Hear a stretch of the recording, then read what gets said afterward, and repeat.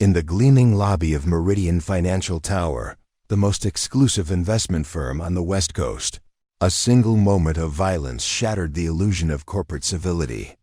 The punch connected with her jaw with a sickening crack that echoed through the marble-lined atrium, sending blood spattering across the polished granite floor. Security cameras captured every frame as she absorbed the blow without flinching, her eyes never leaving her attacker's face. That's when they ran her background check. That's when the color drained from every executive's face in that pristine lobby. She wasn't just another corporate whistleblower they could silence and intimidate. She was something far more dangerous, a weapon forged in the crucible of military special operations.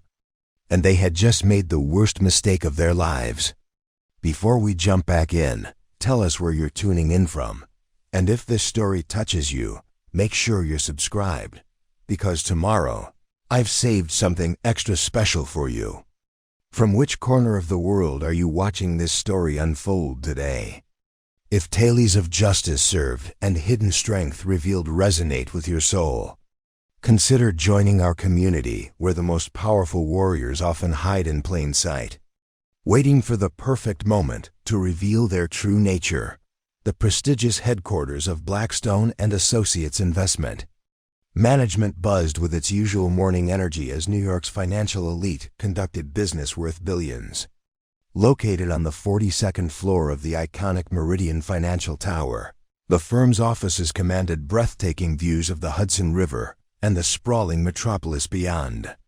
Crystal chandeliers cast elegant shadows across Italian marble floors, while original artwork from renowned masters adorned the walls, a testament to the obscene wealth that flowed through these corridors daily. At precisely 9:15 a.m., senior partners gathered in the executive conference room for their weekly strategy meeting. The morning sun streamed through floor-to-ceiling windows, illuminating a table where decisions affecting thousands of retirement funds and pension plans would be made with casual indifference to human consequences. The air carried the scent of expensive cologne and fresh coffee, mingling with the subtle tension that always preceded difficult conversations about profit margins and acceptable losses. Amelia Cross entered the building through the main lobby, her appearance deliberately understated among the sea of designer suits and luxury accessories. At 34, she possessed the kind of quiet confidence that made people look twice, though few could articulate exactly why.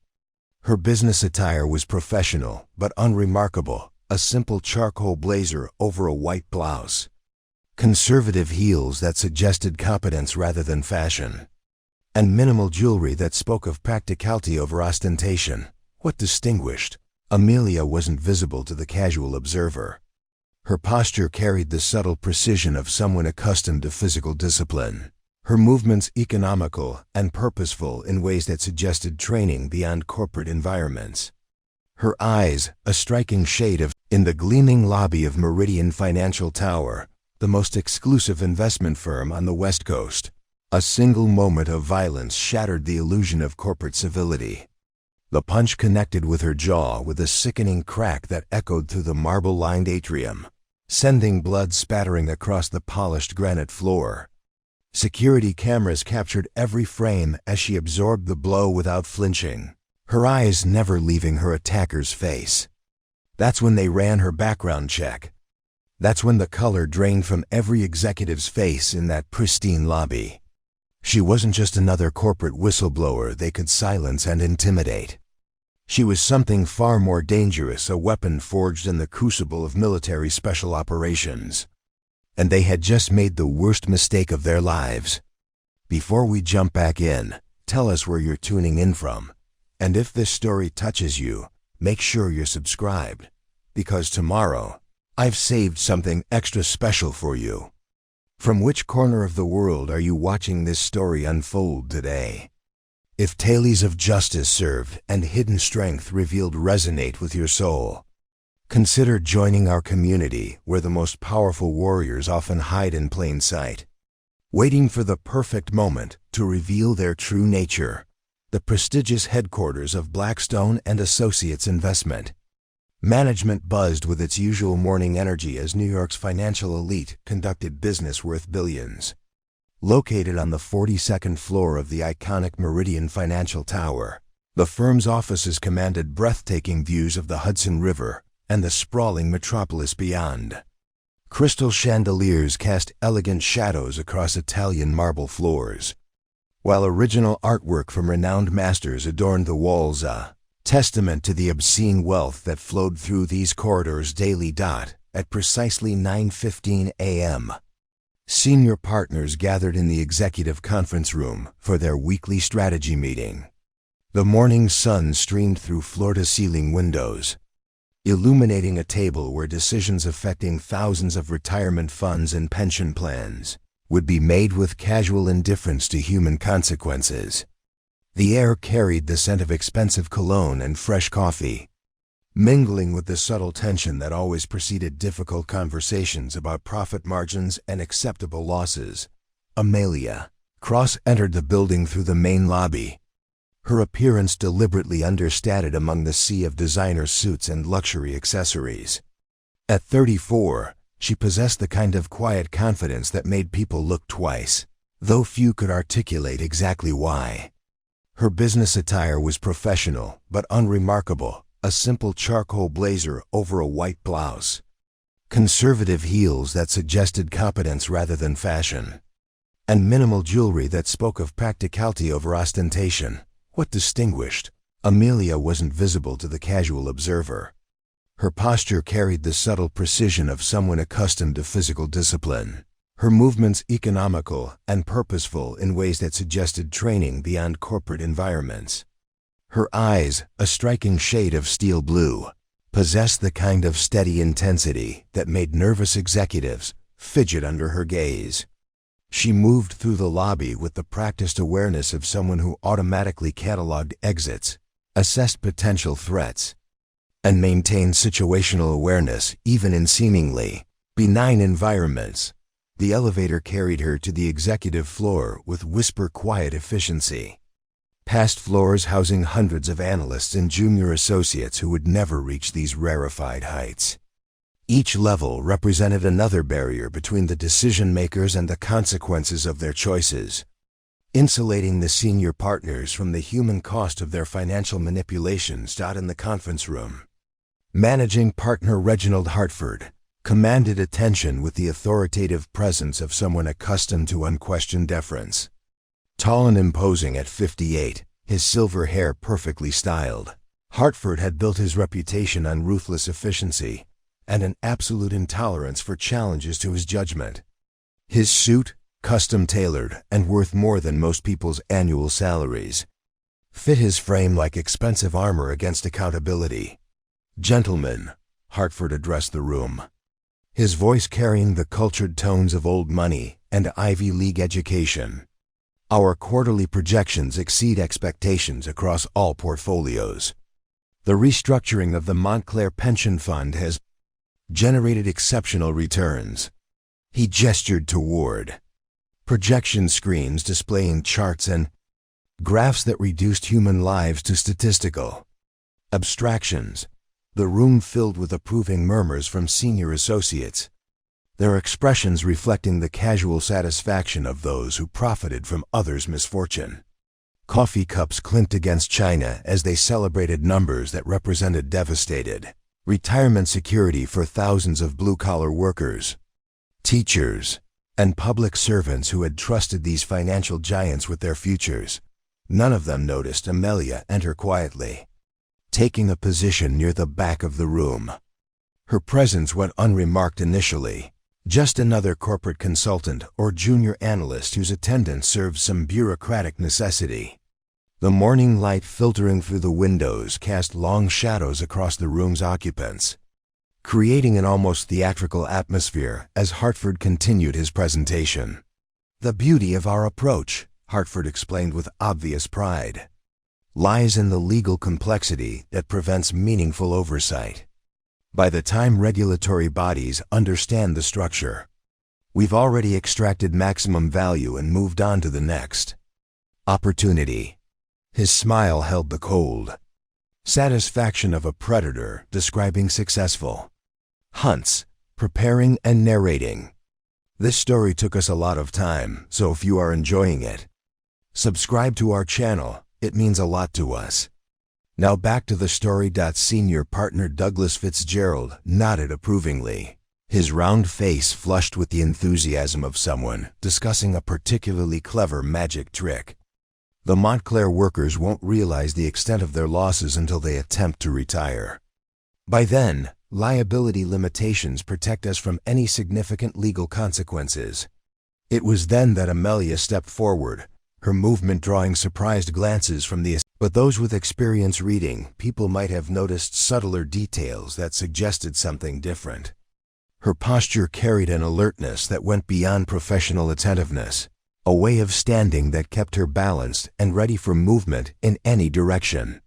Her eyes, a striking shade of steel blue, moved with systematic precision as she catalogued the room's layout, exits and occupants with the unconscious efficiency of someone trained to assess environments for potential threats and tactical advantages. Conference room itself reflected the firm's philosophy of wealth as insulation from consequence. Original paintings by recognized masters adorned the walls, acquisitions that had likely cost more than the annual budgets of entire school districts.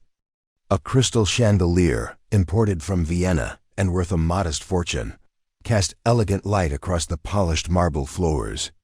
Every detail spoke of money as both weapon and shield, creating distance between those who possessed it and those who suffered from its absence. Reginald Hartford commanded the head of the table with the natural authority of someone who had never been meaningfully challenged in his professional domain.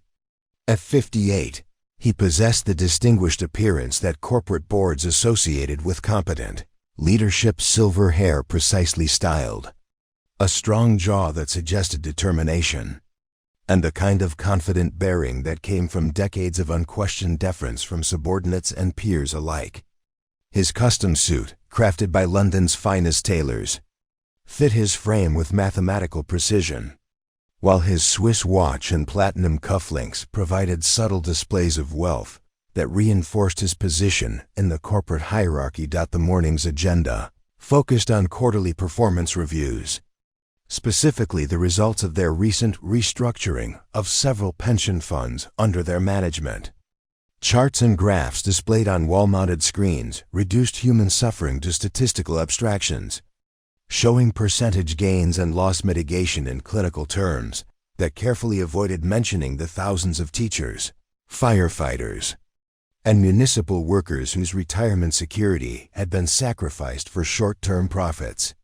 The Montclair restructuring exceeded our projections, Hartford continued his presentation, his tone carrying the satisfaction of someone discussing a particularly clever chess move.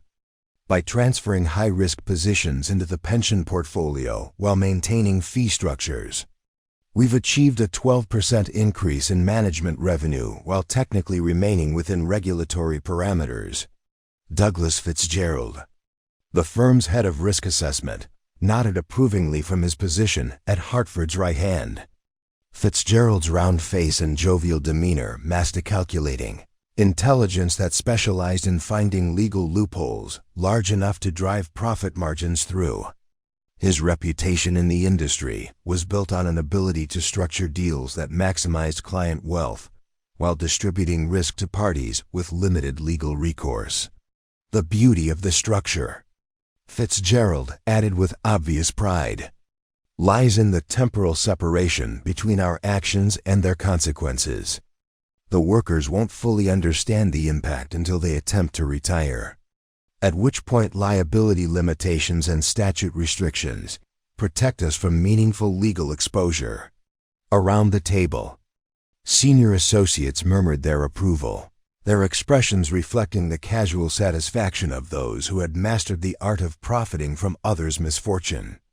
These were men and women who had risen through the corporate ranks by demonstrating unwavering loyalty to profit over principle, who had learned to view human costs as externalities rather than moral considerations. The room's atmosphere was one of comfortable predation. A gathering of financial wolves discussing their latest successful hunt with the detached professionalism that separated elite criminals from common thugs. They spoke in euphemisms and technical language that transformed theft into restructuring, fraud into creative compliance, and the destruction of working families' futures into optimized portfolio management. Amelia observed this display with the patient attention of someone accustomed to gathering intelligence in hostile environments. Her training had taught her to read group dynamics, identify power structures, and assess individual personalities for potential vulnerabilities or strengths.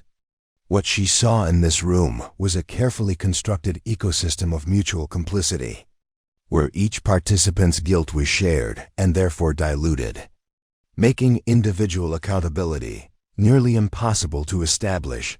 The conference room's air conditioning maintained perfect temperature control, creating an artificial environment isolated from the natural world beyond the windows. This physical separation seemed symbolic of the psychological distance these executives maintained from the consequences of their actions. They lived and worked in climate-controlled bubbles, insulated from the harsh realities their decisions created for others. As Hartford's presentation continued, Amelia noted the subtle hierarchies within the group. Senior partners like Hartford and Fitzgerald commanded immediate attention when they spoke, while junior associates listened with the carefully modulated expressions of those who understood that their careers depended on displaying appropriate enthusiasm for whatever strategies their superiors proposed. It was a dynamic she recognized from other organizations, the way authority structures could corrupt judgment and enable systemic abuse. Through collective responsibility, diffusion. The morning sun climbed higher, casting shifting shadows across the conference table as Hartford moved to the next item on his agenda. Outside the windows, the city hummed with the activity of millions of people going about their daily lives, most of them unaware that decisions made in rooms like this could fundamentally alter their financial security. Without their knowledge or consent, what these executives didn't yet realize was that their carefully constructed world of legal immunity and regulatory capture was about to face a challenge unlike any they had previously encountered. The woman standing quietly at the back of their conference room represented something they couldn't buy, intimidate, or legally neutralize. She embodied a form of accountability that operated by different rules than corporate law. And she was about to demonstrate that some debts could only be paid in full. The stage was set for a confrontation that would transform not just the immediate participants, but the entire culture of financial predation that had thrived in spaces like this for decades. The only question remaining was whether these masters of the universe would recognize the danger before it was too late to avoid the consequences of their choices. Tension in Blackstone and Associates Executive Conference room shifted like barometric pressure before a storm as Amelia Cross stepped forward from her position near the back wall. Her movement was deliberate and measured, each step calculated to project confidence without aggression.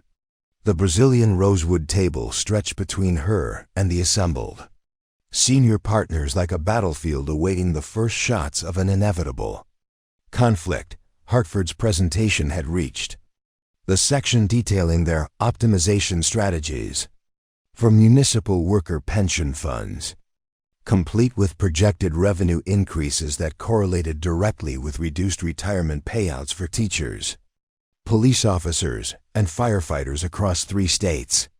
The charts displayed on the wall screens told a story of mathematical precision applied to human suffering, each percentage point representing dreams deferred in golden years, transformed into extended working poverty. "Mr. Hartford," Amelia said, her voice cutting through the comfortable murmur of executive approval with surgical precision, "I need to address several significant discrepancies in your risk assessment methodology." The room fell into the kind of silence that precedes earthquakes, A sudden absence of sound that made every subsequent noise seem amplified. Coffee cups paused halfway to lips, papers stopped rustling, and even the gentle hum of the climate control system seemed to quiet in anticipation. 12 pairs of eyes turned toward this unexpected interruption, expressions ranging from mild irritation to outright shock at the breach of corporate protocol. Hartford's initial reaction was the predictable indignation of someone unaccustomed to challenges, particularly from individuals he perceived as inferior in the carefully maintained hierarchy of financial power. His face darkened slightly as he processed not just the interruption, but the implications of external scrutiny into methods that thrived best in the shadows of regulatory ambiguity. "Miss Cross," he replied, his tone carrying the patronizing edge reserved for those who fail to understand their place in the corporate ecosystem. "I appreciate your enthusiasm, but these assessments have been thoroughly reviewed by our internal risk management team and verified through multiple independent analyses. Perhaps you'd benefit from reviewing the documentation before raising concerns." Amelia remained standing, her posture unchanged despite the obvious dismissal.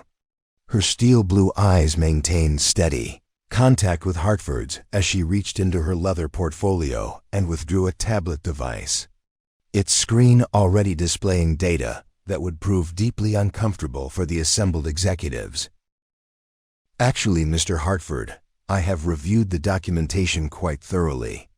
That's precisely why I'm concerned about the methodological flaws that appear to be systemic rather than accidental." Her fingers moved across the tablet screen with practiced efficiency, calling up spreadsheets and analysis reports that clearly hadn't originated from Blackstone's internal systems. Douglas Fitzgerald shifted uncomfortably in his chair, his jovial demeanor evaporating as he recognized the potential implications of outside analysis. As head of risk assessment, his reputation depended on maintaining the illusion that their strategies operated within acceptable legal and ethical parameters. External scrutiny threatened to expose the careful balance of plausible deniability that protected both individual executives and the firm from meaningful accountability. "What specific concerns are you raising?" Fitzgerald interjected, his voice carefully modulated to sound cooperative while fishing for information about the scope of her investigation. Amelia's response demonstrated a level of financial expertise that immediately elevated the threat level she represented. "The correlation matrices you're using for portfolio optimization systematically underweight tail risks and pension obligations while overweighting short-term yield optimization. This creates an artificial appearance of safety that masks the probability of catastrophic losses for fund participants." The technical precision of her analysis sent ripples of unease through the room. This wasn't the vague criticism of an outside observer or the moral objections of a financial amateur. This was the surgical dissection of their methods by someone who understood both the mathematics and the practical implications with uncomfortable clarity. Hartford's jaw tightened as he realized that his standard deflection strategies wouldn't suffice against someone with this level of expertise. "Our models have been stress-tested across multiple economic scenarios and consistently demonstrate resilience within acceptable risk parameters." Huff. They've been tested against scenarios where management fees continue to compound while underlying pension obligations remain fixed? Amelia asked, her question striking directly at the heart of their profit model. "Because according to your own internal projections, the current structure guarantees insolvency for participant payouts within 12 to 15 years, regardless of market performance." The silence that followed this observation was qualitatively different from the earlier pause. This was the silence of predators suddenly realizing they might be facing something more dangerous than prey. Senior associates exchanged glances that communicated shared recognition of a threat they hadn't anticipated or prepared for. Amelia continued her analysis with relentless precision. The Montclair restructuring specifically transfers low liquidity, high-risk positions into pension portfolios while maintaining liquid, stable assets under direct management control. This essentially guarantees that any market volatility will disproportionately impact retirement security while protecting management assets. Each statement she made demonstrated not just understanding of their methods, but access to internal data that should have been impossible for an outside consultant to obtain. The executives began to realize that their carefully constructed information security might have been compromised in ways they couldn't yet comprehend. Hartford stood abruptly, his movement sharp with barely contained anger. "Miss Cross, I don't know what game you think you're playing, but these accusations are not only unfounded, they're potentially libelous. Our fiduciary responsibilities to our clients are taken with utmost seriousness." "Are they?" Amelia asked quietly, her calm tone a stark contrast to Hartford's rising agitation. "Because according to the documentation I've reviewed, client communications consistently misrepresent risk levels, while internal communications acknowledge the near certainty of participant losses." She turned her tablet screen toward the assembled executives, displaying email exchanges and internal memos that made several senior partners visibly pale. The documents revealed casual discussions of acceptable collateral damage in pension restructuring, calculations of legal liability limits, and strategies for timing asset transfers to maximize personal protection when participant losses became public knowledge. The morning sun had climbed higher during this exchange, shifting the room's shadows and creating harsh contrasts between light and dark that seemed to mirror the moral landscape being exposed. Outside the windows, the city continued its daily rhythm, unaware that a confrontation was unfolding that would ultimately affect thousands of families across multiple states. Senior partner Margaret Whitman, who had remained silent throughout the presentation, finally spoke with the careful precision of someone choosing words that might later be scrutinized in legal proceedings. "Miss Cross, may I ask how you obtained access to what appear to be confidential internal communications?" It was the right question, but asked too late. Amelia's response carried implications that would transform every relationship in that room and extend far beyond Blackstone and Associates into the broader world of financial manipulation that had operated with impunity for decades. "That's an excellent question, Ms. Whitman. The answer might surprise everyone in this room, including those who thought they understood exactly who they were dealing with when they decided to schedule this meeting." Her smile was slight but unmistakable, the expression of someone holding cards that hadn't yet been played. The conference room had become a pressure cooker, with temperature and tension rising in direct correlation. What had begun as a routine quarterly review was rapidly evolving into something none of the participants had anticipated or prepared for. The carefully maintained facade of legitimacy was developing cracks that threatened to bring down the entire structure they had built their careers upon. The initial challenge had been delivered with surgical precision, but the real confrontation was yet to come. In the growing silence, each executive struggled with the realization that their comfortable world of legal immunity and regulatory capture was facing a threat unlike any they had previously encountered. The atmosphere in the Blackstone and Associates conference room had transformed from corporate confidence to barely contained hostility as Hartford's face flushed crimson with indignation. The morning light streaming through the floor-to-ceiling windows now seemed harsh and unforgiving, illuminating every detail of an executive suite, where comfortable assumptions about power and immunity were rapidly disintegrating.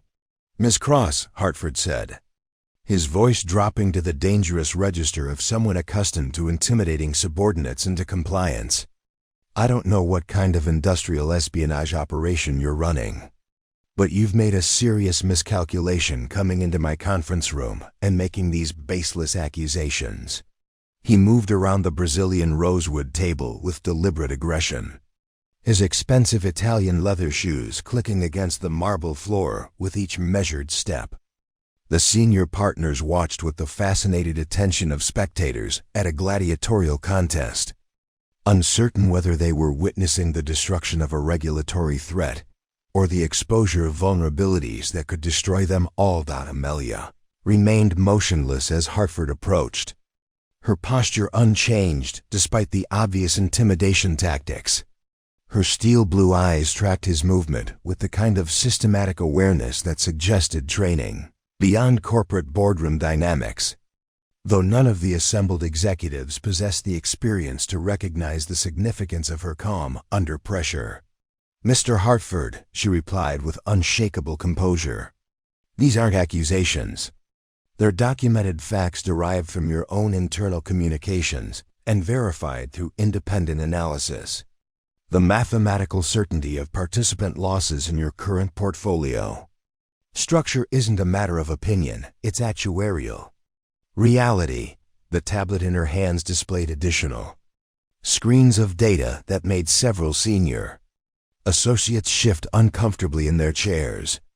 Email chains between Hartford and Fitzgerald discussed managing regulatory perception while internal risk assessments, acknowledged probability distributions that guaranteed catastrophic losses for pension participants within the next decade. Douglas Fitzgerald attempted to regain control of the situation through his practiced expertise in deflection and misdirection. "Ms. Cross, even assuming the validity of your analysis, which I dispute, you're failing to account for the dynamic nature of portfolio management. Risk mitigation is an ongoing process that adapts to changing market conditions." Amelia's response demonstrated a level of financial sophistication that immediately silenced Fitzgerald's objections. Dynamic management requires disclosure of methodology changes to participants, which hasn't occurred in any of the affected pension funds. You've implemented strategy modifications that fundamentally altered risk profiles without informing the workers, whose retirement security depends on accurate information. Her calm delivery of this observation carried implications that every executive in the room immediately understood. Failure to disclose material changes in investment strategy to pension participants wasn't just unethical, it was potentially criminal fraud on a scale that could trigger federal investigation and personal liability that no amount of legal maneuvering could deflect. Hartford's control finally snapped as he realized the existential threat this unknown consultant represented to everything he had built over 3 decades of financial manipulation. "Who the hell do you think you are?" he demanded, his voice rising to levels that echoed off the conference room's marble walls. "You walk into my office, access confidential information through God knows what illegal methods, and then have the audacity to lecture me about fiduciary responsibility?" The question hung in the air like a challenge to combat. Hartford's face now fully flushed with rage that had overwhelmed his usual corporate composure. Senior partner Margaret Whitman placed a warning hand on his arm, recognizing that his emotional response was creating legal exposure for everyone present. But Hartford shook off her restraint with violent irritation. "I'll tell you who I am," Amelia said quietly, her voice carrying an undertone that would later be described by witnesses as absolutely chilling in its complete absence of emotion. "I'm someone who spent the last 6 months documenting every aspect of your fraudulent schemes, every communication that reveals consciousness of guilt, every calculation that proves you've knowingly destroyed the retirement security of thousands of working families."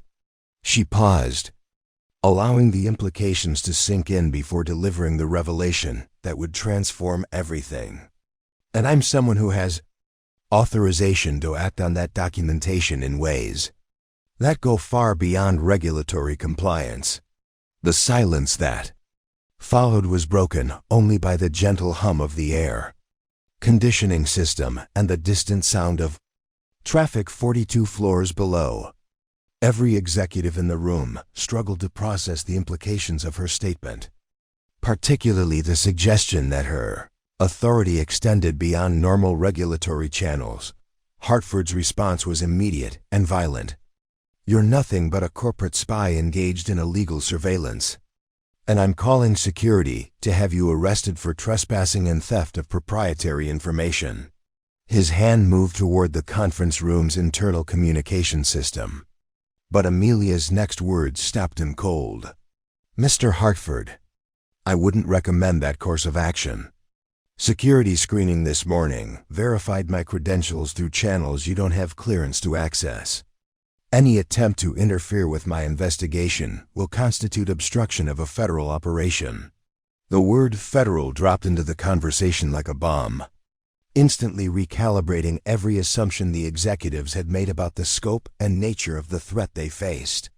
Federal investigation meant resources and authority that corporate legal teams couldn't neutralize, exposure that public relations firms couldn't manage, and potential consequences that wealth and influence couldn't deflect. Fitzgerald's face had gone ashen as he realized the full implications. "What federal operation? What authority are you claiming to represent?" Amelia's response came with the measured precision of someone accustomed to delivering classified briefings. The kind of authority that doesn't require your understanding or cooperation. "Mr. Fitzgerald, the kind that operates under different rules than corporate law and regulatory capture." Hartford's rage finally overcame whatever remained of his strategic thinking. The revelation that he might be facing federal prosecution, combined with the calm arrogance of this unknown woman who had invaded his domain and exposed his carefully hidden crimes, triggered a response that would define the rest of his life. "I don't care what authority you claim to represent," he snarled, moving closer to Amelia with obvious aggressive intent. "No one comes into my conference room and threatens me with some phantom federal investigation based on illegally obtained information." The distance between them had closed to less than 3 feet. Hartford's superior height and weight, creating an intimidating physical presence that had cowed countless subordinates over the years. His expensive cologne couldn't mask the scent of perspiration that betrayed his emotional state, while his carefully styled silver hair showed signs of the stress that was rapidly overwhelming his composure. "You want to know who I think you are?" Hartford continued, his voice now carrying the vicious edge of someone who had decided that destroying his opponent was worth any risk. "You're a nobody trying to make a name for herself by taking down successful people with fabricated evidence and bureaucratic intimidation." Amelia's response was delivered with the same unshakable calm she had maintained throughout the confrontation. "Mr. Hartford, I strongly advise you to step back and reconsider your next actions very carefully. You're operating under assumptions about me that could prove extremely costly." But Hartford was beyond the reach of rational advice, his fury and fear combining into a toxic mixture that demanded immediate action regardless of consequences. The corporate predator who had spent decades believing himself untouchable was about to discover that some forms of power operated by entirely different rules than the financial manipulation that had defined his career. What happened next would be analyzed and discussed in boardrooms, courtrooms, and federal briefing rooms for months to come. But in that moment, it unfolded with the terrible inevitability of consequences meeting choices. As one of Wall Street's most successful predators prepared to make the worst mistake of his life, Hartford's fist connected with Amelia's jaw, with a sickening crack that reverberated through the marble-lined conference room like a gunshot. The force of the blow would have staggered most people, sending them stumbling backward or crashing to the polished floor. Instead, Amelia absorbed the impact with barely perceptible movement, her head turning slightly with the punch to dissipate the energy, while her feet remained planted in perfect balance. Blood welled from the corner of her mouth. a crimson droplet tracing a slow path down her chin before falling onto her white blouse. The stain spread gradually across the fabric, a visceral reminder of the violence that had just shattered the veneer of corporate civility. But her steel blue eyes never left Hartford's face, maintaining the same steady focus that had characterized her throughout the confrontation. The conference room erupted in chaos as the 12 senior partners and associates struggled to process what they had just witnessed. Several executives pushed back from the table in shock, their expensive chairs scraping against the marble floor with harsh grinding sounds. Margaret Whitman gasped audibly, her hand covering her mouth in horror at the legal and professional implications of what Hartford had done in front of multiple witnesses. "Jesus Christ, Reginald!" Douglas Fitzgerald exclaimed, his voice cracking with panic as he realized the catastrophic exposure their firm now faced. "What have you done?" But Hartford seemed frozen in place, staring at his own fist as if it belonged to someone else. The reality of his actions was beginning to penetrate the rage-fueled haze that had driven him to violence, replaced by dawning horror at the professional suicide he had just committed. Striking a federal investigator during an official inquiry wasn't just assault, it was obstruction of justice that could trigger criminal prosecution and destroy everything he had built over 30 years of financial manipulation. Amelia's response to the attack would become the subject of intense analysis and speculation for months to come. Instead of reacting with anger, fear, or even surprise, she simply reached into her jacket pocket and withdrew a small device that looked like a modified smartphone. Her thumb pressed a single button, sending a signal that would set in motion events far beyond the scope of anyone present in that conference room. "Security to executive conference room." Fitzgerald managed to stammer into the room's communication system, his voice betraying the panic that was rapidly spreading through the assembled executives. "Medical emergency, we need immediate assistance." But Amelia raised a hand to stop him, her movement calm and deliberate, despite the blood still trickling from her mouth. "That won't be necessary, Mr. Fitzgerald. The appropriate authorities are already en route." The implications of her statement sent fresh waves of terror through the executives as they realized that whatever was about to happen had been anticipated and planned for. The device in her hand wasn't just for calling help, it was confirmation that she had been operating under protocols that none of them understood or could influence. Through the floor-to-ceiling windows, the morning sun continued its steady climb over Manhattan's financial district, casting sharp shadows across a scene that would fundamentally alter the trajectory of American financial regulation. Outside, millions of people went about their daily lives, unaware that a moment of violence in a corporate conference room was about to expose systemic corruption that affected pension funds and retirement security across multiple states. Amelia touched the corner of her mouth with her finger, examining the blood with clinical detachment before speaking with the same unshakable composure she had maintained throughout the confrontation.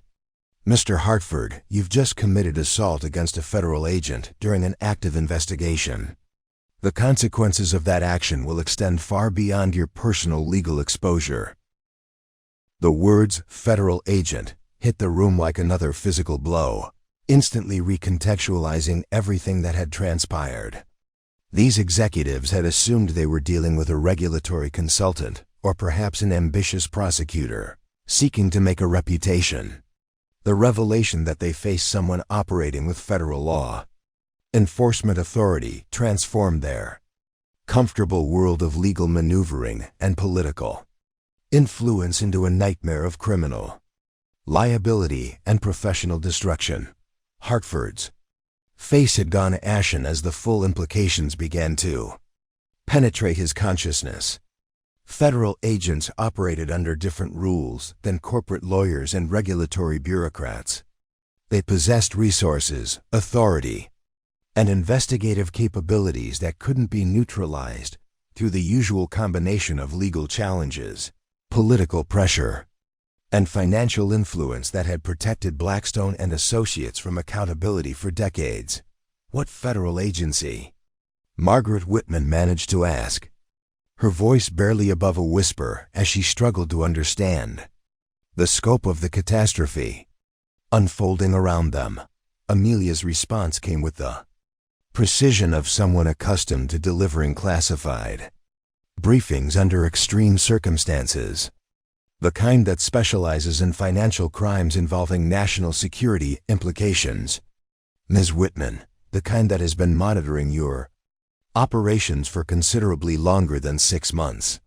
The revelation that their activities had attracted national security attention sent fresh waves of panic through the conference room. National security investigations operated under expanded authority provisions that bypassed many of the legal protections that had shielded corporate financial manipulation from effective prosecution. Asset freezing, surveillance authorization, and investigative powers that could penetrate attorney-client privilege and corporate information barriers. Douglas Fitzgerald's expertise in legal maneuvering provided him with enough understanding to recognize their desperate situation.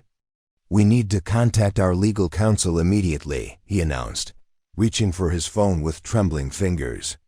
No one says anything more without lawyers present. But Amelia's quiet laughter stopped his movement, the sound somehow more chilling than any threat could have been.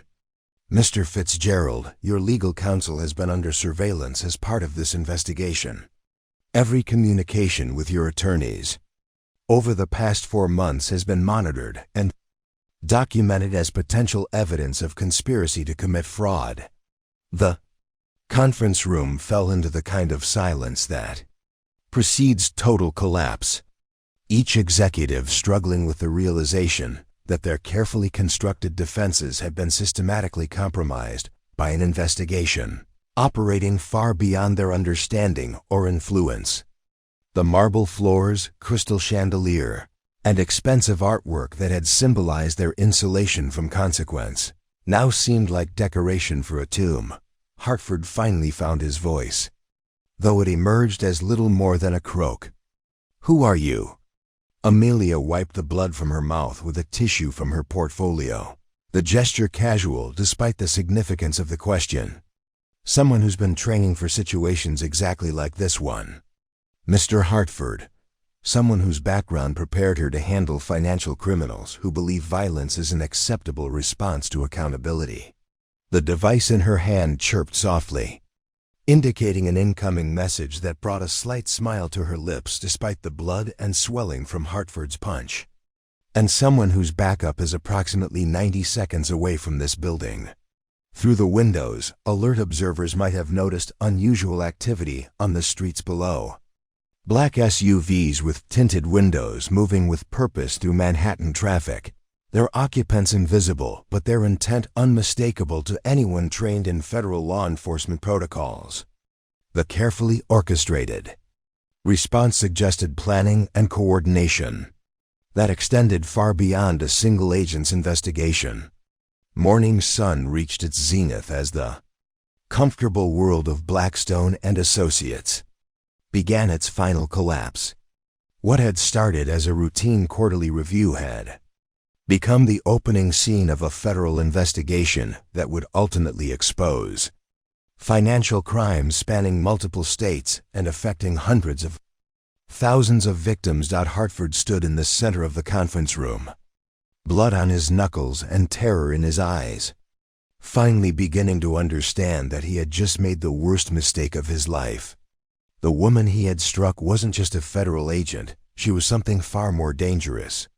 And his moment of violence had triggered consequences that would extend far beyond anything he could have imagined. The seconds following Hartford's assault stretched like hours as the conference room's occupants struggled to comprehend the magnitude of their predicament. The morning sun, now higher in the Manhattan sky, cast sharp geometric shadows through the floor-to-ceiling windows, creating an almost surreal atmosphere where luxury and terror coexisted in the same pristine space. Amelia's device chirped again, this time with a different tone that seemed to signal an escalation in whatever coordinated response was already in motion. She glanced at the screen with the practiced efficiency of someone accustomed to managing multiple operational variables simultaneously, her expression revealing nothing of the communications flowing between her and unseen handlers. Building security has been instructed to seal all exits on floors 38 through 45, she announced with the calm precision of someone delivering a weather report. Standard protocol when federal agents require secured investigation environments. The implications of this statement sent fresh waves of panic through the assembled executives. Building lockdown meant they couldn't simply leave and disappear into the protective anonymity of Manhattan's business district. Whatever was about to unfold would happen with them as captive participants, unable to escape or seek external assistance. Margaret Whitman's legal instincts finally overcame her shock as she recognized the immediate need for damage control. "This is illegal detention," she protested, her voice carrying the practiced authority of someone accustomed to wielding legal technicalities as weapons. "You can't simply lock us in this building without formal charges or arrest." Procedures. Amelia's response demonstrated familiarity with federal law enforcement protocols that went far beyond typical regulatory oversight. Actually, Ms. Whitman, under the Financial Crimes Enforcement Network's Emergency Authority provisions, temporary detention of material witnesses is not only legal but standard procedure when ongoing criminal activity poses risk to national economic security. The reference to FinCEN's emergency authorities revealed the scope of the investigation in ways that made several senior partners visibly pale. Financial crimes enforcement at the federal level operated under expanded powers that had been designed to combat money laundering and terrorist financing. Authorities that could freeze assets, monitor communications, and detain suspects with minimal judicial oversight during active operations. Douglas Fitzgerald's expertise in regulatory law provided him with enough understanding to recognize their desperate legal position. National economic security? You're claiming our portfolio management strategies constitute threats to economic security? The question revealed his fundamental misunderstanding of the situation's scope and severity. Amelia's response would shatter whatever remaining illusions the executives maintained about the nature of their predicament. "Mr. Fitzgerald, your portfolio management strategies have systematically looted pension funds, representing over $2 billion in worker retirement security across 17 states. The mathematical certainty of participant losses you've engineered affects critical infrastructure workers whose retirement insecurity creates national security vulnerabilities." Her clinical delivery of these facts demonstrated access to investigative analysis that extended far beyond financial irregularities. The connection between pension fund looting and national security wasn't immediately obvious to the assembled executives, but federal investigators had clearly identified systemic implications that justified extraordinary enforcement measures. Conference room's intercom system crackled to life with a voice that carried the mechanical precision of building security communications. "Executive floor residents, please remain in your current locations. Federal law enforcement personnel are conducting authorized operations throughout the building. Compliance with all directives is mandatory." Hartford finally emerged from his shocked paralysis, though his voice carried the desperate edge of someone grasping for any remaining leverage. "This is insane. We're legitimate businessmen operating within established regulatory frameworks. Whatever investigation you claim to be conducting is based on misinterpretation of standard industry practices." Amelia's response came with the patient tone of someone explaining Obvious facts to willfully ignorant children. Mr. Hartford, standard industry practices. Don't include internal communications. Describing pension participants as acceptable. Collateral damage or calculating optimal timing for asset transfers. To minimize criminal liability exposure. She turned her tablet screen toward the assembled executives, displaying email chains that made several senior associates shift uncomfortably in their leather chairs. The messages revealed casual discussions of legal liability limits, strategies for timing disclosure to minimize regulatory response, and calculations of participant loss ratios that were discussed with the same detached professionalism typically reserved for quarterly earnings projections. The morning light streaming through the windows had shifted slightly, creating new shadow patterns across the conference table where documents and coffee cups remained scattered from the interrupted quarterly review. The juxtaposition of mundane corporate detritus with the unfolding federal investigation created an atmosphere of surreal tension that would be remembered by every participant for the rest of their lives. Amelia's device chirped once more, prompting her to check an incoming message that brought the first genuine expression of satisfaction to her bloodied features. My colleagues have just completed their review of your servers and communication systems. The evidence preservation phase is now complete. The revelation that federal agents had been simultaneously accessing their digital infrastructure while she conducted her conference room confrontation demonstrated operational sophistication that went far beyond typical financial investigations. Real-time server access meant every email, every document, every communication had been captured and preserved as potential evidence before any deletion or manipulation could occur. Senior partner Thomas Kellerman, who had remained silent throughout the confrontation, finally spoke with the careful precision of someone choosing words that might later be scrutinized in legal proceedings. Agent, what should we call you? We haven't been properly introduced. Amelia's response carried implications that would transform every assumption the executives had made about federal law enforcement capabilities and investigative methods. You can call me Commander Cross. Mr. Kellerman, my background is somewhat more specialized than typical financial crimes investigation. The title Commander hit the room like another physical blow, instantly recontextualizing everything that had transpired. Military rank suggested training and authority that operated under different rules than civilian law enforcement. Capabilities that had been developed for conflict situations, rather than corporate boardroom negotiations. Hartford's face showed dawning comprehension of his catastrophic error in judgment. Military? What military authority investigates financial crimes? The question revealed his fundamental misunderstanding of how national security and financial crime intersected in the post-9/11's enforcement environment. Amelia's response would provide the first glimpse into capabilities and authorities that few civilians understood or could effectively challenge. The kind that specializes in threats to critical national infrastructure. Mr. Hartford, the kind that recognizes pension fund manipulation affecting police, firefighters, teachers, and military personnel as potential national security vulnerabilities requiring immediate intervention.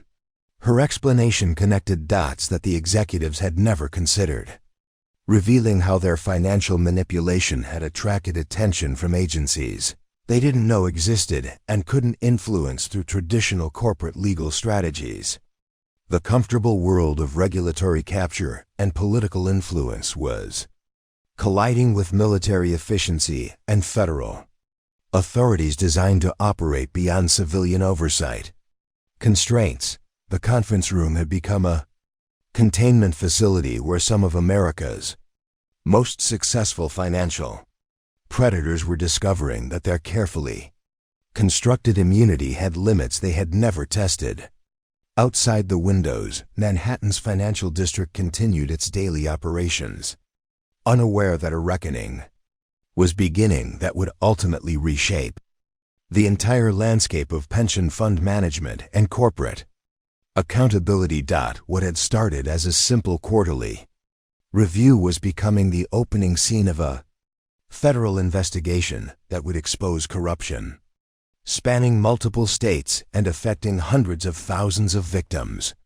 The executives who had gathered that morning to celebrate their latest successful looting operation were about to discover that some forms of justice operated by entirely different rules than corporate law. The sound of elevator doors opening echoed through the 42nd floor with mechanical precision, followed by footsteps that moved with a coordinated rhythm of tactical teams executing pre-planned operations. The executives in Blackstone's conference room could hear muffled voices and radio communications filtering through the marble walls, evidence of a federal response that had been orchestrated with military efficiency. Commander Cross, as she had identified herself, remained standing near the head of the conference table, blood still visible at the corner of her mouth where Hartford's punch had connected. Her posture showed no sign of the trauma that should have accompanied such violence. Instead, she maintained the alert composure of someone monitoring multiple operational variables while waiting for predetermined events to unfold. The asset preservation team has completed their initial sweep, she announced, after checking another message on her device. Your personal and corporate accounts have been flagged for federal review pending completion of the investigation. The implications of asset freezing sent fresh waves of terror through the assembled executives.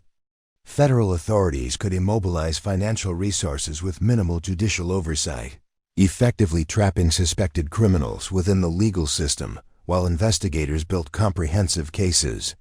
For individuals whose entire lives revolved around financial manipulation and wealth accumulation, the prospect of frozen assets represented a form of professional death. Margaret Whitman's legal expertise provided her with enough understanding to recognize the sophisticated nature of the operation surrounding them. This level of coordination requires months of planning and multiple agency involvement. How long have you been investigating our operations? Commander Cross's response revealed the scope of an investigation that extended far beyond Blackstone and associates into the broader ecosystem of pension fund manipulation that had operated with impunity for decades. The preliminary investigation began 14 months ago when a regular pension fund performance patterns triggered automated monitoring systems designed to detect potential terrorist financing or foreign economic manipulation. Her explanation connected pension fund looting to national security concerns through analytical frameworks that the executives had never considered. Automated monitoring systems suggested technological capabilities and investigative resources that operated beyond traditional regulatory oversight, identifying threats through mathematical analysis rather than complaints or whistleblower reports. Douglas Fitzgerald's face showed growing comprehension of their predicament as he realized the sophistication of the federal response. Automated monitoring? You're talking about algorithmic analysis of financial patterns across multiple institutions? The question revealed his understanding that they were facing investigative capabilities that could analyze vast quantities of financial data to identify systemic fraud patterns invisible to human oversight. Commander Cross's confirmation would shatter whatever remaining hopes the executives maintained about containing or managing the investigation. The National Security Agency's Financial Intelligence Division has been monitoring suspicious pension fund activities since 2019. Mr. Fitzgerald, your operations attracted attention because the mathematical precision of participant losses suggested deliberate manipulation. rather than market volatility. The reference to NSA involvement transformed the conference room atmosphere. From corporate crisis to national security emergency. NSA financial intelligence operated under authorities and capabilities that civilian law enforcement couldn't match, with surveillance powers and analytical resources that made traditional criminal defense strategies essentially worthless. Hartford, still struggling to comprehend the magnitude of his error in striking a federal agent, managed to find his voice despite the terror that was rapidly overwhelming his composure. NSA, you're claiming pension fund management is a national security issue? Commander Cross's response demonstrated familiarity with threat assessment, methodologies that connected financial stability to national defense in ways that few civilians understood. When systematic looting of public employee pension funds affects police, firefighters, teachers, and military personnel across multiple states, it creates critical infrastructure vulnerabilities that compromise national security. Her explanation revealed analytical frameworks that treated pension security as essential infrastructure, requiring federal protection. The mathematical certainty of participant losses that Blackstone had engineered wasn't just financial fraud, it was deliberate weakening of critical workforce, stability that could compromise emergency response, capabilities and military readiness. The conference room's intercom crackled again with building security communications. That provided disturbing evidence of the investigation's scope. Federal agents are now conducting interviews with employees on floors 35 through 40.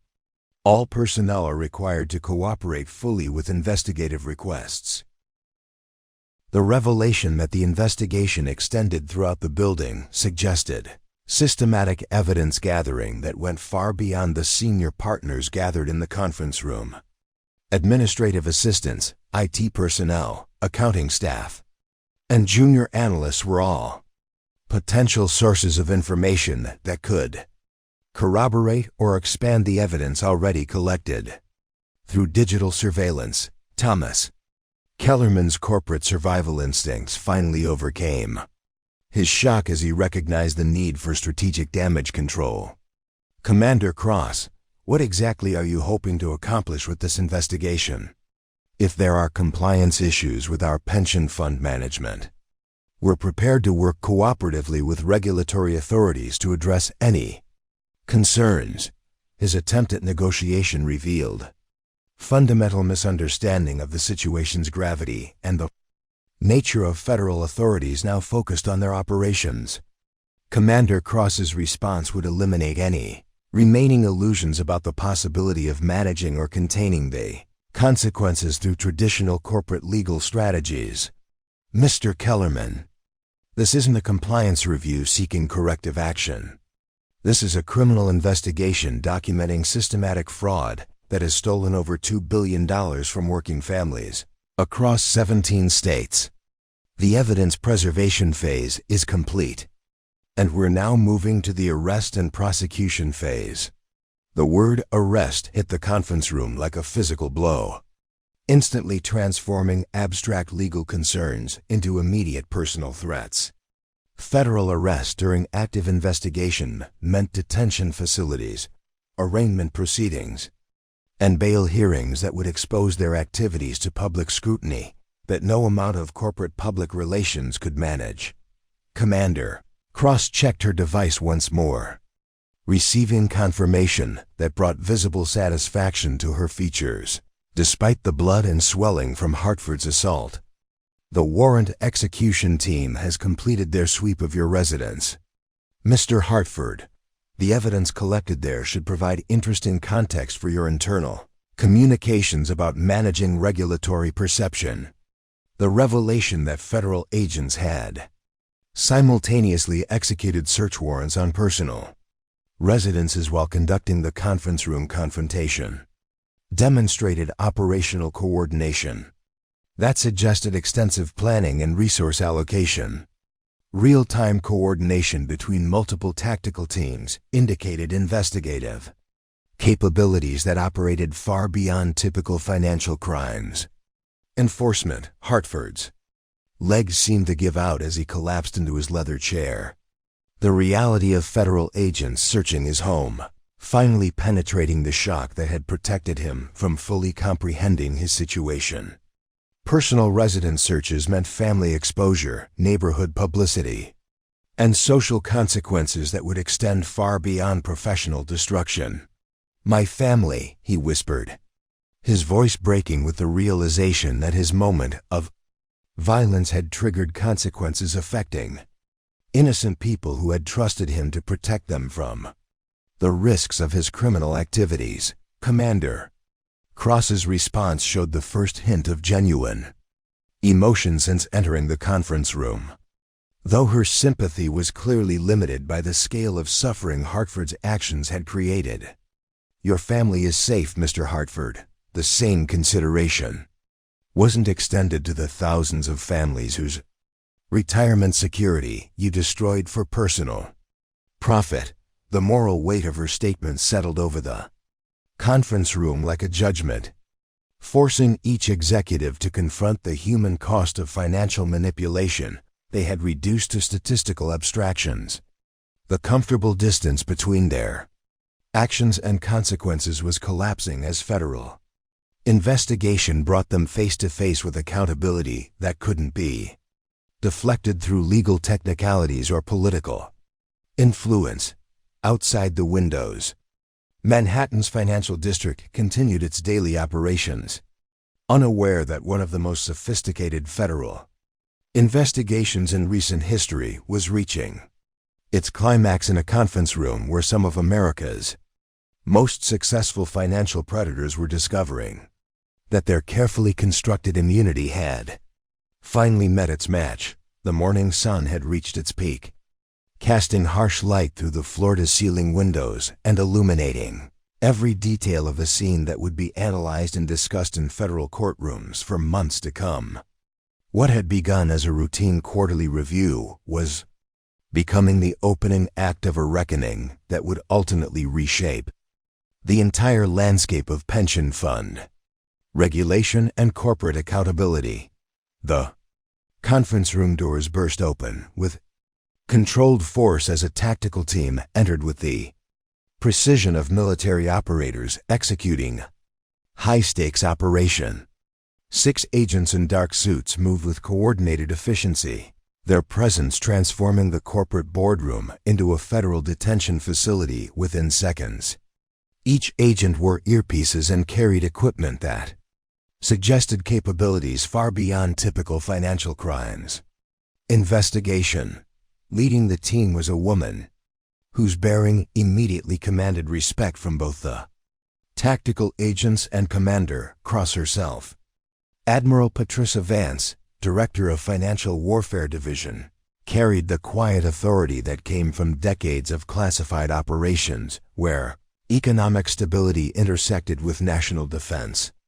Her silver hair was cropped in military fashion, and her eyes held the calculating intelligence of someone who had spent years identifying threats that operated through financial markets rather than conventional battlefields. Commander Cross. Admiral Vance acknowledged with the formal respect accorded between military professionals, her gaze taking in the blood still visible on Cross's face without apparent surprise. Status report. Cross's response came with the crisp precision of someone delivering a tactical briefing under combat conditions. Operation complete, Admiral. Full evidence preservation accomplished. Subjects contained and assault documentation captured through multiple surveillance systems. The word subjects rather than suspects indicated the certainty with which federal investigators viewed the guilt of everyone present in the conference room. This wasn't an investigation seeking to determine whether crimes had occurred. It was evidence collection for prosecution of crimes already documented. Through months of sophisticated surveillance and analysis, Admiral Vance's attention shifted to the assembled executives with the clinical Assessment of a surgeon examining malignant tissue. Her gaze lingered on Hartford, whose bloodied knuckles and terrified expression told the story of his catastrophic error in judgment without need for explanation. "Mr. Hartford," she said, her voice carrying the measured authority of someone accustomed to delivering life-changing information without emotion. "You've just committed assault against a decorated Navy SEAL during a federal investigation into crimes affecting national security. The consequences of that action extend far beyond personal legal liability." The revelation that Commander Cross was a Navy SEAL hit the conference room like a seismic shock, instantly recontextualizing everything that had transpired. Hartford's punch hadn't just struck a federal agent, it had attacked someone whose training and experience had been forged in the world's most dangerous combat environments. Someone whose restraint in not retaliating represented discipline that few civilians could comprehend. Douglas Fitzgerald's voice emerged as barely a whisper as the implications penetrated his consciousness. "Navy SEAL? Your military special operations?" Commander Cross's response provided the first glimpse into capabilities and background that explained her unshakable composure under extreme pressure. "SEAL Team 7, Financial Warfare Division. 15 years of operations targeting economic threats to national security. From terrorist financing networks to domestic financial manipulation affecting critical infrastructure." Her explanation revealed the existence of military units that most Americans didn't know existed. Specialized forces that treated financial crimes as warfare, requiring military response rather than civilian law enforcement. The intersection of special operations, training with financial investigation created capabilities that corporate criminals had never faced and couldn't effectively resist. "Admiral." Vance moved to the conference room's display screens, her device interfacing with the building's systems to project classified briefing materials that made several executives visibly recoil. Images of pension fund participants, teachers, firefighters, police officers, military personnel appeared alongside charts showing the mathematical certainty of their retirement losses. Operation Financial Shield was authorized 18 months ago when automated surveillance detected systematic looting of public employee pension funds. Vance explained with the clinical precision of someone briefing senior military leadership the scope of theft and its impact on critical workforce stability constituted a clear threat to national security requiring extraordinary response.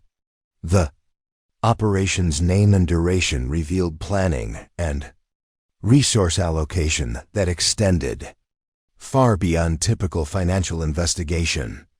18 months of surveillance meant every communication, every transaction, every strategic decision had been monitored and documented by agencies with capabilities that operated beyond civilian oversight or corporate legal protection. Margaret Whitman's legal expertise provided her with enough understanding to recognize the sophisticated nature of the federal response. "Financial Shield? You're treating pension fund management as military operations?" Admiral Vance's response demonstrated analytical frameworks that connected economic warfare to traditional military threats in ways that few civilians understood. When systematic financial manipulation affects police, firefighters, teachers, and military personnel across multiple states, it creates the same national security vulnerabilities as foreign economic attack or terrorist financing. Her explanation revealed how pension fund looting had attracted attention from agencies designed to protect America from economic warfare, bringing military capabilities and authorities to bear against domestic financial criminals who had operated with impunity under civilian law enforcement constraints. Commander Cross stepped forward, her movement fluid despite the injury Hartford had inflicted, addressing the assembled executives with the authoritative tone of someone delivering final operational briefings. Each of you will be processed individually for questioning and formal charging. The evidence against you includes recorded communications, digital transaction records, and mathematical analysis demonstrating intentional participant losses exceeding $2 billion. The precision of her statement revealed investigation thoroughness that had anticipated every possible defense strategy. Recorded communications meant conspiracy charges that could result in decades of federal imprisonment. Digital transaction records provided mathematical proof of intentional theft that no legal maneuvering could explain away. Thomas Kellerman made one final attempt at negotiation, his voice carrying the desperate edge of someone grasping for any remaining leverage. "Admiral Vance, surely there's some way to resolve this situation through cooperation rather than criminal prosecution. We're prepared to make full restitution and implement any compliance measures you deem necessary, Admiral." Vance's response eliminated any remaining hope for negotiated resolution or corporate legal solutions to their predicament. "Mr. Kellerman, this investigation has documented systematic theft from families whose retirement security affects national defense readiness. There is no compliance measure that can restore the years of lost compound interest or repair the damage to critical workforce morale." Her statement revealed the scope of consequences extending far beyond financial losses to encompass strategic national security, implications that justified extraordinary federal response. The mathematical certainty of participant losses wasn't just theft, it was deliberate weakening of America's critical infrastructure workforce. The tactical team began implementing arrest procedures with the efficiency of military operators executing predetermined protocols. Each executive would be processed separately, preventing coordination of legal strategies or witness intimidation that might compromise prosecution efforts. Hartford sat slumped in his leather chair, blood still visible on his knuckles, finally comprehending that his moment of violence against Commander Cross had triggered consequences that would define the rest of his life. The comfortable world of financial manipulation and legal immunity was collapsing around him with the inexorable force of federal justice designed to operate beyond civilian constraints. Admiral Vance's final statement provided context for the broader implications of Operation Financial Shield. This investigation represents a new paradigm in financial crimes enforcement, treating systematic pension fund manipulation as economic warfare requiring military response rather than regulatory oversight. The conference room had become ground zero for a fundamental shift in how America protected its citizens from financial predation, where military capabilities and authorities had been brought to bear against domestic criminals who had believed themselves beyond accountability. Outside the windows, Manhattan's financial district continued its daily operations, unaware that one of the most significant federal investigations in recent history had just reached its climax in a corporate boardroom where some of America's most successful financial predators had discovered that their carefully constructed immunity had finally met its match in the form of military justice. The systematic dismantling of Blackstone and associates unfolded with the precision of a military operation as federal agents executed arrest warrants with coordinated efficiency. Each executive was processed individually, their Miranda rights delivered by agents whose training extended far beyond typical financial crimes investigation. The marble floors of the conference room echoed with the metallic click of handcuffs as America's financial elite discovered that wealth and influence provided no protection against military-grade federal justice. Hartford was the first to be led away, his expensive suit wrinkled and his face bearing the haunted expression of someone whose world had collapsed in the span of 30 minutes. The blood on his knuckles served as a visceral reminder of the moment His rage had triggered consequences extending far beyond anything he could have imagined. As agents escorted him toward the elevator, his legs seemed barely capable of supporting his weight. Commander Cross remained in the conference room, receiving medical attention from a federal paramedic who examined her jaw with professional detachment. The swelling had increased, and the bruising was beginning to darken, but her steel blue eyes maintained the same focused intensity that had characterized her throughout the confrontation. Her injury would become crucial evidence in Hartford's assault prosecution, but more importantly, it represented the moment when corporate America's illusion of untouchability had shattered against military discipline and federal authority. The media response is already beginning, Admiral Vance informed her, checking updates on a secured communication device.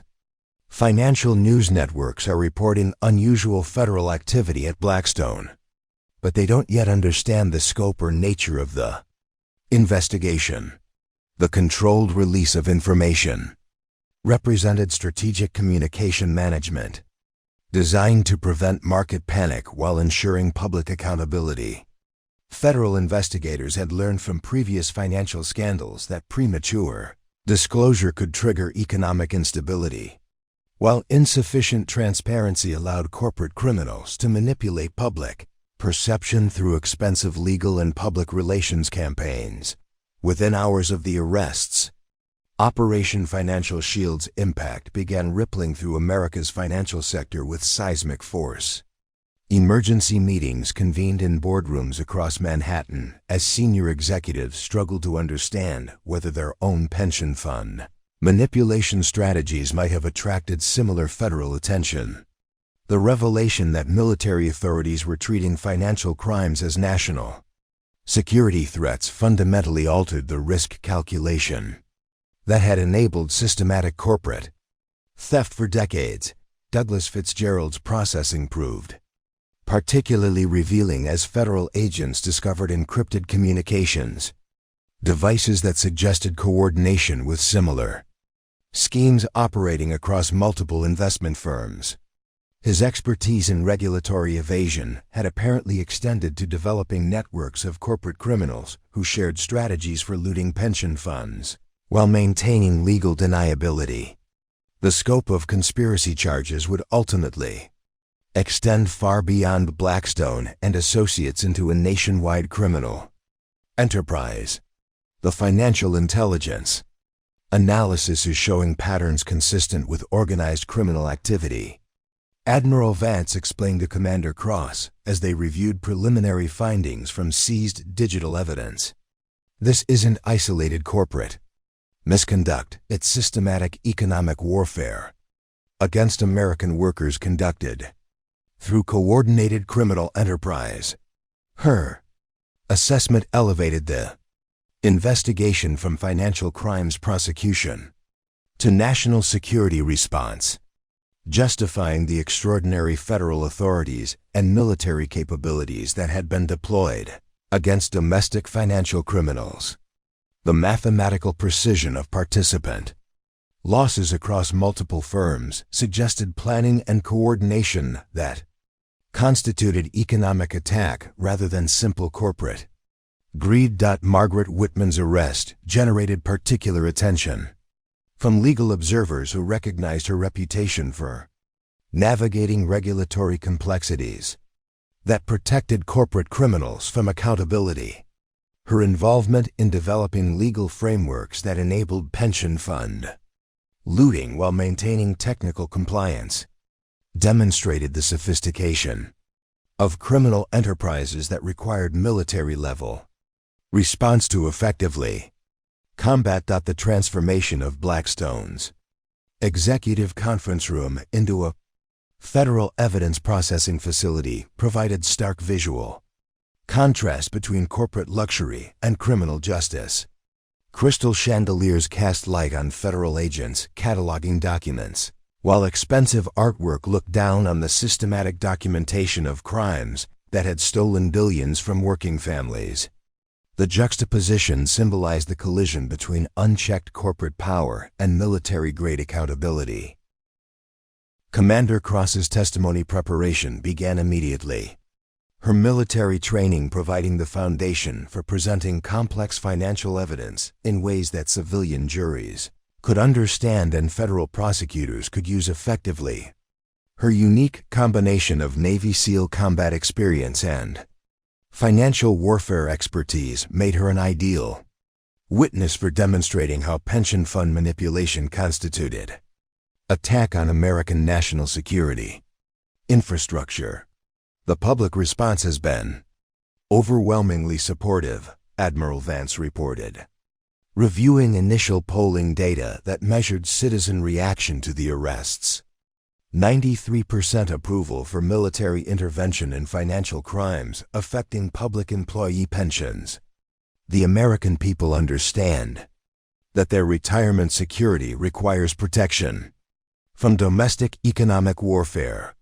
The polling results validated the strategic decision to treat pension fund manipulation as national security threat requiring military response rather than civilian regulatory oversight. Public support for extraordinary federal authorities reflected widespread recognition that traditional law enforcement had proven inadequate against sophisticated financial criminals who operated through legal complexities and political influence. Thomas Kellerman's interrogation revealed the psychological dynamics that had enabled systematic criminal activity among America's financial elite. His recorded statements demonstrated how corporate culture had normalized theft through euphemistic language and collective responsibility, diffusion that allowed individual executives to avoid confronting the moral implications of their actions. We always described it as portfolio optimization or risk management, Kellerman explained during his confession, his voice carrying the broken tone of someone whose carefully constructed self-image had collapsed under federal scrutiny. Nobody talked about stealing from teachers or destroying retirement security. We focused on quarterly returns and management fees. His explanation revealed how criminal enterprises had flourished through linguistic manipulation that transformed theft into technical terminology, allowing sophisticated criminals to commit massive crimes while maintaining psychological distance from their victims. The systematic dehumanization of pension participants had enabled corporate predators to operate without moral constraints. The federal courthouse in Lower Manhattan became the focal point for what legal scholars would later describe as the most significant financial crimes prosecution in American history. The combination of military investigation capabilities, national security authorities, and public employee victim impact created legal precedents that would fundamentally reshape corporate accountability for decades. Commander Cross's medical examination documented injuries consistent with assault by someone whose training should have enabled him to control his emotional responses under pressure. The contrast between Hartford's violent reaction and her disciplined restraint would become central to prosecution arguments about character, judgment, and the fundamental differences between criminal predators and military professionals serving their country. The ripple effects are already visible throughout the financial sector. Admiral Vance observed, reviewing intelligence reports from other ongoing investigations. Pension fund managers across the country are voluntarily implementing transparency measures and participant protection protocols to avoid attracting similar federal attention. The systemic changes represented the broader impact of Operation Financial Shield, demonstrating how military-level accountability could transform entire industries through strategic enforcement that made corporate crime too dangerous to attempt.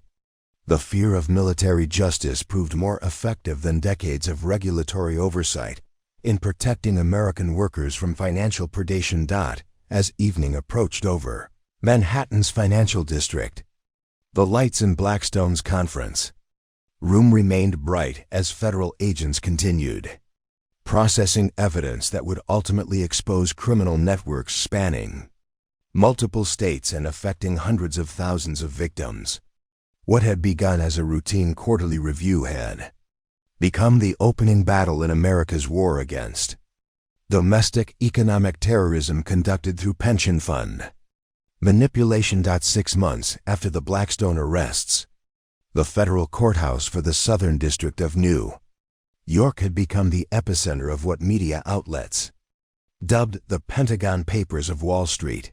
The prosecution of Hartford and his co-conspirators had evolved into a comprehensive dismantling of financial corruption networks that extended far beyond a single investment firm into the broader ecosystem of pension fund manipulation that had operated with impunity for decades. Commander Cross stood before a packed courtroom, her Navy dress uniform bearing the decorations of 15 years of classified operations that had taken her from terrorist financing networks in Central Asia to domestic economic warfare on American soil. The scar along her jawline, barely visible now but permanently etched by Hartford's punch, served as a physical reminder of the moment when corporate America's illusion of untouchability had shattered against military discipline and federal justice. The evidence will demonstrate that the defendants operated a criminal enterprise specifically designed to loot pension funds while maintaining legal deniability, she testified, with the precise delivery of someone accustomed to briefing senior military leadership under extreme circumstances. Their communications reveal consciousness of guilt, mathematical certainty of participant losses, and deliberate strategies for timing disclosure to minimize criminal liability. Her testimony provided the foundation for prosecution arguments that elevated financial manipulation from corporate misconduct to economic warfare, requiring military response. The precision of her analysis and the authority of her military credentials transformed complex financial evidence into compelling narrative that civilian juries could understand and federal judges could use to justify extraordinary sentences. The courtroom gallery was filled with pension fund participants whose retirement security had been systematically destroyed by Blackstone's criminal enterprise. Teachers, firefighters, police officers, and municipal workers sat alongside their families, many holding photographs of loved ones whose dreams of dignified retirement had been sacrificed for Hartford's quarterly profit margins. Their presence provided human context for mathematical abstractions that had enabled corporate criminals to operate without moral constraints. Hartford himself appeared diminished by 6 months of federal detention, his expensive suits replaced by orange jumpsuit that symbolized his transformation from Manhattan financial elite to federal prisoner. The arrogance and entitlement that had characterized his corporate persona had been replaced by the haunted expression of someone whose carefully constructed world had collapsed under the weight of accountability he had never imagined possible. Mr. Hartford's assault against Commander Cross represents more than personal violence. Federal prosecutor Sarah Martinez explained to the jury during her opening statement.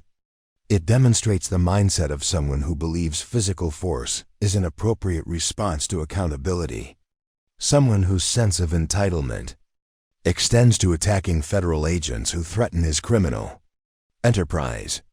The prosecution's strategy connected Hartford's moment of violence to the broader pattern of predatory behavior that had enabled systematic theft from working families. His punch hadn't just been assault, it had been the violent expression of corporate entitlement that viewed accountability itself as an illegitimate threat to be neutralized through force. The trial's impact extended far beyond the courtroom into the broader financial sector, where pension fund managers across the country implemented transparency measures and participant protection protocols to avoid attracting similar federal attention. The fear of military justice proved more effective than decades of regulatory oversight in protecting American workers from financial predation. Commander Cross's cross-examination by Hartford's defense team provided dramatic demonstration of the training and experience that had enabled her to maintain operational effectiveness under extreme pressure. Her calm responses to aggressive questioning, combined with detailed explanations of financial warfare techniques, created stark contrast between military professionalism and corporate criminality that reinforced prosecution arguments about character and judgment. Commander, isn't it true that your investigation methods included deliberate deception and entrapment, designed to provoke my client into actions he wouldn't otherwise have taken? Hartford's attorney asked, attempting to portray the federal operation as prosecutorial misconduct rather than legitimate law enforcement. Cross's response demonstrated familiarity with legal frameworks that governed military operations against domestic threats. Counselor, undercover investigation is standard procedure when dealing with sophisticated criminal enterprises that operate through legal complexities and political influence. Mr. Hartford's decision to commit assault against a federal agent was his choice, not the result of any entrapment or coercion. Her testimony revealed how military investigators had adapted counterterrorism techniques to combat domestic financial criminals who pose similar threats to national security through different methods. The precision of Operation Financial Shield demonstrated capabilities that corporate criminals had never faced and couldn't effectively resist. The sentencing phase brought together victim impact statements from pension fund participants whose lives had been fundamentally altered by Blackstone's criminal enterprise. Maria Santos, a retired teacher whose pension had been reduced by 60% through Hartford's manipulation, addressed the court with dignity that contrasted sharply with the corporate predators who had stolen her security. Your Honor, I worked 35 years in public education because I believed in serving my community, she testified, her voice steady despite the tears visible on her face. These men stole not just my money, but my faith in the system that was supposed to protect workers who dedicate their lives to public service. Her statement represented thousands of similar stories that had emerged during the investigation, creating human context for financial abstractions that enabled the court to understand the true scope of suffering caused by corporate greed disguised as legitimate business practice. Judge Patricia Williamson's sentencing statement provided legal framework for extraordinary punishment that reflected the national security implications of pension fund manipulation.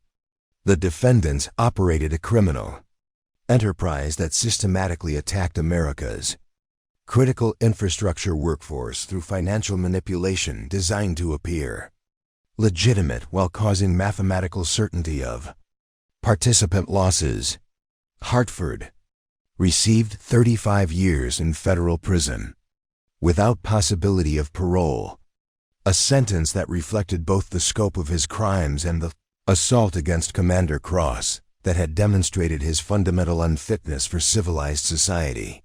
His co-conspirators received similar sentences that effectively ended their careers and ensured they would spend the remainder of their lives in federal custody. The broader implications of Operation Financial Shield continued reverberating through America's financial sector as regulatory agencies implemented new oversight mechanisms designed to prevent similar criminal enterprises from developing. The combination of military investigation capabilities with traditional law enforcement created hybrid authorities that corporate criminals couldn't evade through legal technicalities or political influence. Commander Cross's promotion to admiral reflected recognition of her unique contributions to developing financial warfare. See a PABILITIES that protected American economic security from domestic threats. Her combination of military training and financial expertise had proven essential for combating sophisticated criminal enterprises that required both analytical precision and operational effectiveness to neutralize successfully. The establishment of the Financial Warfare Division as a permanent military capability demonstrated institutional commitment to treating economic threats with the same seriousness as traditional military challenges.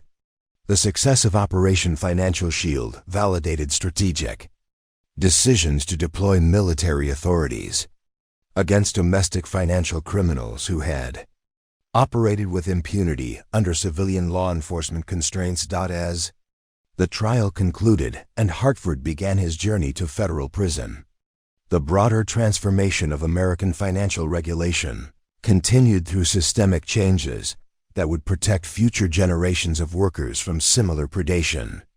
What had begun with a single punch in a Manhattan conference room had evolved into fundamental reform of how America protected its citizens from economic warfare conducted through legal complexities and regulatory capture.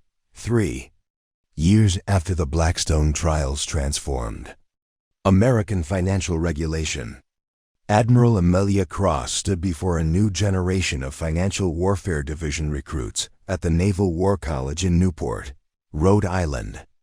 The morning sun streamed through the Academy's historic windows, illuminating faces that reflected the diverse backgrounds of military professionals who had volunteered for specialized training in economic security operations. Scar along her jawline had faded to a thin silver line, barely visible unless examined closely, but its significance had grown beyond physical reminder into symbol of the moment when American workers' retirement security had gained military protection. Her admiral stars caught the light as she moved with the confident bearing of someone whose unique expertise had reshaped how the nation defended itself against domestic economic warfare. The pension fund manipulation we exposed at Blackstone represented just the beginning. She addressed the assembled officers with the authoritative tone of someone briefing strategic command. Our investigation revealed criminal networks spanning 47 states, affecting over 12 million workers, and involving systematic theft that exceeded $50 billion in participant losses. Her opening statement provided context for the broader transformation that had emerged from Hartford's moment of violence in a Manhattan conference room. What had begun as investigation into a single investment firm had exposed systemic corruption requiring permanent military capabilities to combat sophisticated financial criminals who operated through legal complexities and political influence. Financial Warfare Division had evolved from experimental unit into permanent military capability with authority to investigate, prosecute, and neutralize economic threats to national security. The success of Operation Financial Shield had validated strategic decisions to treat financial crimes affecting critical infrastructure workers as military operations requiring specialized training and extraordinary authorities. Lieutenant Commander Sarah Chun, one of Admiral Cross's most promising students, raised her hand with the respectful attention characteristic of military professionals seeking clarification. Admiral, how do we distinguish between legitimate financial practices and economic warfare requiring military intervention? Cross's response demonstrated analytical frameworks that had been developed through years of operational experience, combating both foreign and domestic economic threats. Lieutenant Commander, the distinction lies in mathematical analysis of participant outcomes versus management profits. When investment strategies create mathematical certainty of losses for pension participants while guaranteeing profits for managers, we're dealing with predatory behavior that constitutes economic attack, regardless of legal technicalities. Her Explanation revealed how military analysis had cut through regulatory complexities that had protected corporate criminals for decades. Mathematical precision in identifying predatory patterns enabled investigators to focus resources on cases where intervention would produce maximum protective benefit for American workers. The classroom discussion shifted to case studies that demonstrated how financial warfare techniques had been adapted from counter-terrorism operations to combat domestic economic threats. The precision of military analysis, combined with federal authorities that operated beyond civilian constraints, had created capabilities that corporate criminals couldn't evade through traditional legal strategies. The Hartford case established legal precedents that fundamentally altered corporate risk calculations. Admiral Cross continued, displaying charts that showed dramatic improvements in pension fund transparency and participant protection following the Blackstone prosecutions. Federal sentences averaging 30 years without parole created deterrent effects that decades of regulatory oversight had failed to achieve. The statistical evidence demonstrated how military justice had succeeded where civilian enforcement had repeatedly failed.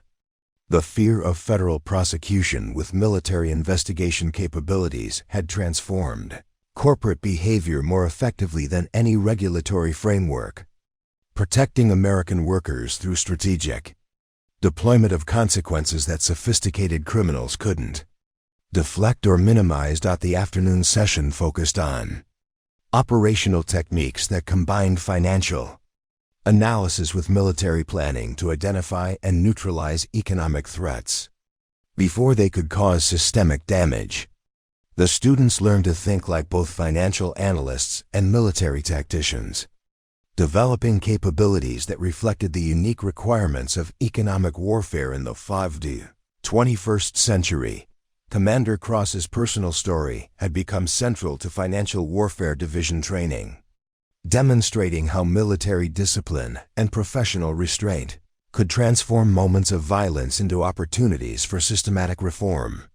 Her decision to absorb Hartford's punch without retaliation had created evidence and moral authority that civilian law enforcement couldn't have achieved through traditional investigative methods. The strongest warriors often achieve their greatest victories without striking a blow, she reminded the assembled officers, her voice carrying the quiet authority of someone whose restraint had proven more powerful than any violence could have been. Sometimes the most effective response to aggression is the discipline to let your opponent destroy themselves through their own choices.